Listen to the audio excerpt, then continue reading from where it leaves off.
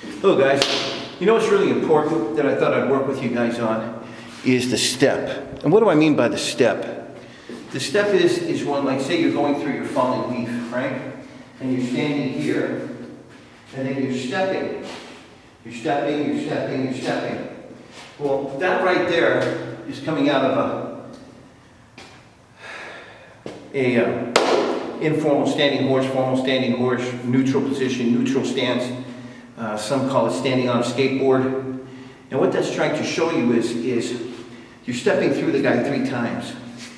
Whether you're coming low, high, low, high, low, high, or whether you're block striking, block and strike, block and strike, block and strike.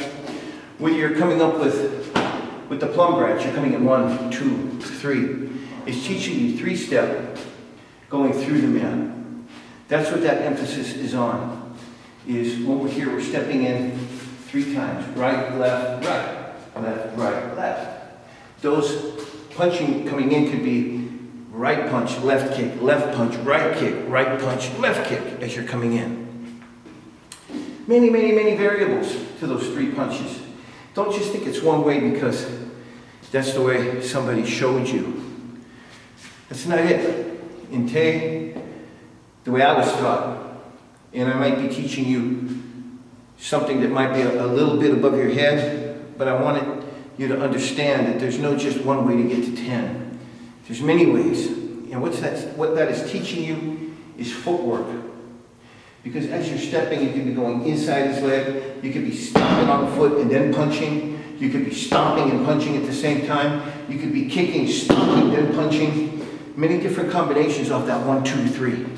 Right? We could be coming in with this punch, right? We could be coming in with claws.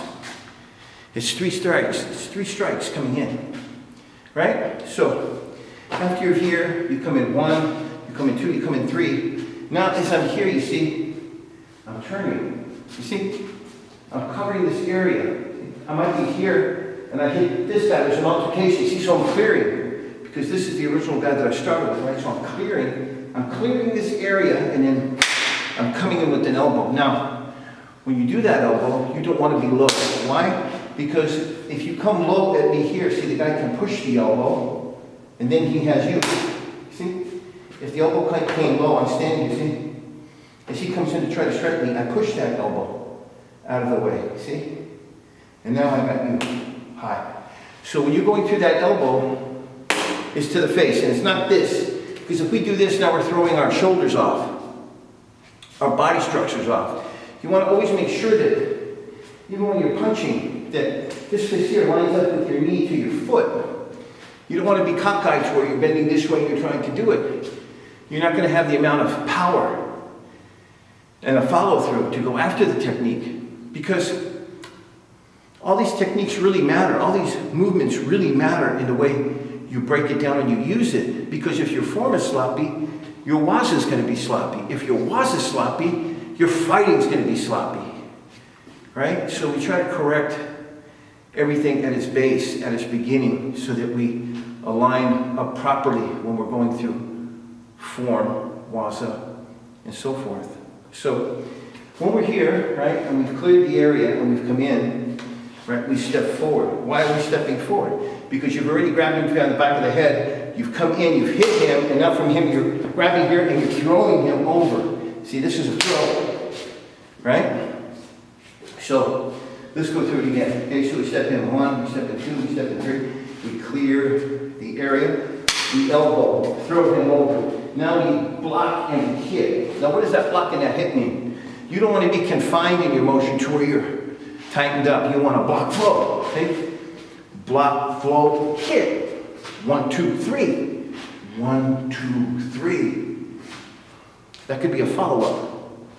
1, 2, kick could be the follow-up. 1, 2, over the top could be a follow-up. 1, 2, neck break could be a follow-up.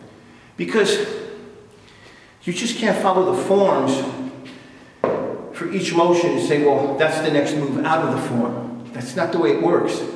These are pieces that are formed together that have their own meaning, their own first and last name, their own breakdown and understanding. And the minute we come to that, we'll be able to see really what the keys are of Te and how it was put together, because there's many different ways to get to 10. Thanks, guys.